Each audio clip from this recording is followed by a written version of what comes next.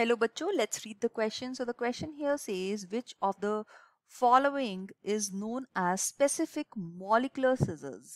तो यहाँ पे इस क्वेश्चन के अंदर हमारा जो की कॉन्सेप्ट है वो है एंजाइम्स. सो की कॉन्सेप्ट है enzymes of used in biotechnology. So ये जो स्पेसिफिक एंजाइम्स यहाँ पे दी गई हैं वो सारी की सारी एंजाइम्स हम बायोटेक्नोलॉजी के अंदर यूज करते हैं. सो बायोटेक्नोलॉजिकल प्रोसेसेस के अंदर सबसे पहली एंजाइम जो यहाँ पे दी गई है इसका नाम लिखा गया है लाइगेज. तो लाइगेज जो आया है वर्ड ये आया है लाइगेशन से, और लाइगेशन का मतलब होता है दो चीजों को ज्वाइन करना. सो टू ज्वाइन का मतलब होता है टू लाइगेट.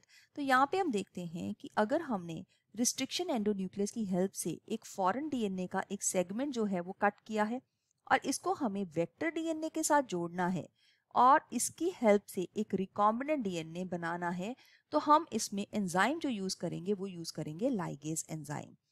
डीएनए जोड़ रहे हैं तो स्पेसिफिकली यहाँ पे डीएनए लाइगेज एंजाइम है जो कि हेल्प करेगी in the formation of a recombinant DNA by joining the two segments.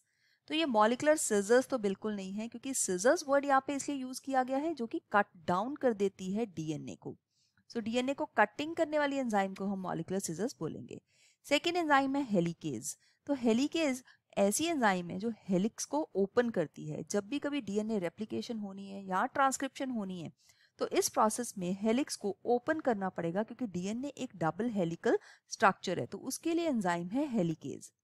Third हमारे पास आ जाता है रिस्ट्रिक्शन एंडोन्यूक्लियस. ये इस क्वेश्चन के लिए बिल्कुल सही ऑप्शन भी है क्योंकि ये मॉलिक्यूलर सिजन है. अब रिस्ट्रिक्शन एंडोन्यूक्लियस ऐसी एंजाइम्स है जो कि हमें बैक्टीरिया से हम लोगों ने इसको ऑब्टेन किया है.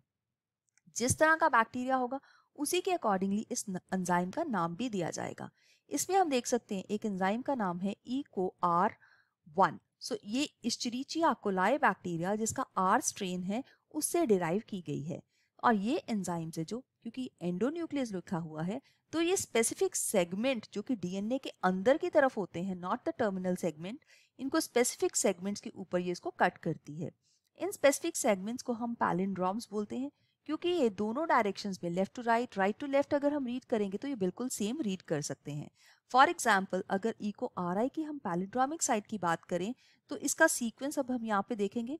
इसका सीक्वेंस है GAATTC, राइट. और इसमें दूसरे स्टैंड के ऊपर भी ऑपोजिट एंड के ऊपर GAATTC ही होगा. तो ये जो रिस्ट्रिक्शन एंडोन्यूक्लियस है ये जब आई थी तो हमने देखा कि ये मॉलिक्यूल्स को स्पेसिफिक सीक्वेंस के ऊपर कट कर सकती है. हमारे पास अप्रॉक्सीमेटली 900 रिस्ट्रिक्शन एंजाइम्स हैं जो कि हम लोग 230 strains of bacteria 230 strains of bacteria से हम लोग इसको निकाल चुके हैं.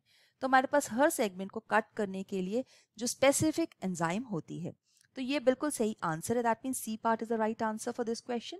जबकि डी पार्ट में जो लिखा गया है DNA polymerase, this is the one which is used for the polymerisation reaction, मतलब लॉन्ग चेन जब बनानी होती है डीएनए की तब ये बनती है.